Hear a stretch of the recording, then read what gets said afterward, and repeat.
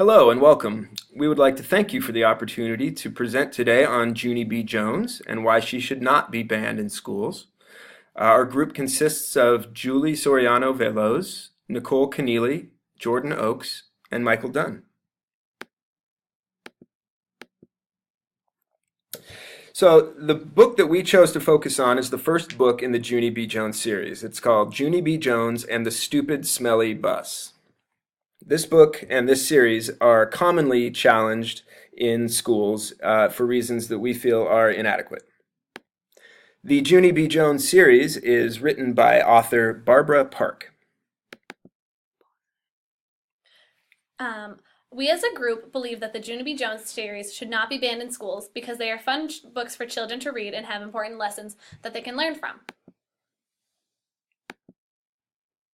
In this book, it is Junie B. Jones's first day of kindergarten. She is experiencing all aspects of school for the first time, but the bus is what scares her the most. Because she is afraid to take the bus, she hides from her teacher, she explores the school, finding trouble and putting herself into dangerous situations wherever she goes. Eventually, she is found by the custodian and is given a stern talking to by the principal and her mother. One is that people against the series say that Junie B. Jones has very poor grammar and spelling.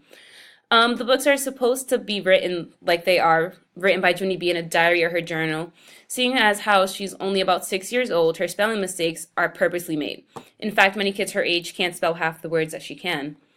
As a group, we agreed that these reasons are not enough to ban the books. The poor grammar actually makes it easier for children to read and understand, and the spelling is something that we can teach kids to recognize as incorrect.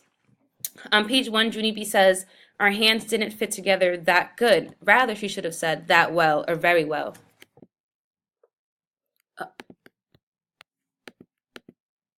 Argument 2 is that what seems like bad behavior from Junie B is actually her learning life lessons through cause and effect. So the problem in Stupid Smelly Bus is that Junie B is afraid to take the bus home from school, so she decides to hide at the end of the day.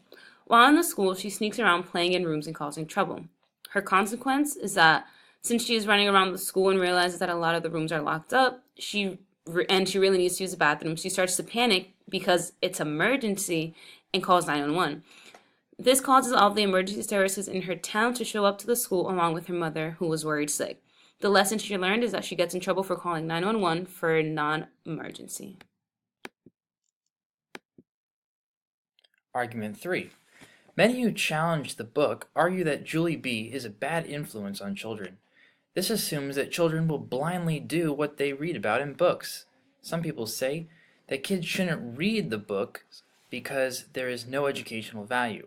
But as mentioned in Reason 2, Julie B. gets herself into a lot of troublesome situations, and in the end she learns that bad actions lead to consequences.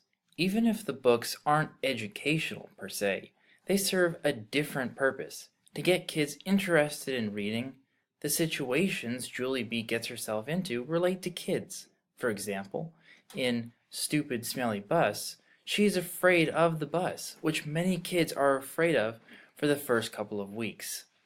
The way she handled her fear was meant to entertain kids and show them that reading can be enjoyable. On page 55 of the book, Julie B. learns the lesson that the nurse's office is a dangerous place. In conclusion, the Julie B. Jones books are fun stories children like to read that contain valuable lessons. If children are taught the difference between fiction and real life, then the stories pose no real reason for being banned.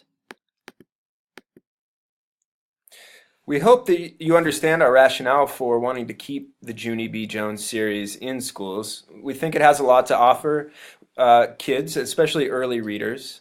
We feel that these are books that really get kids excited about reading, and that the bad things that Junie B. does are all means for her to learn a lesson of one kind or another.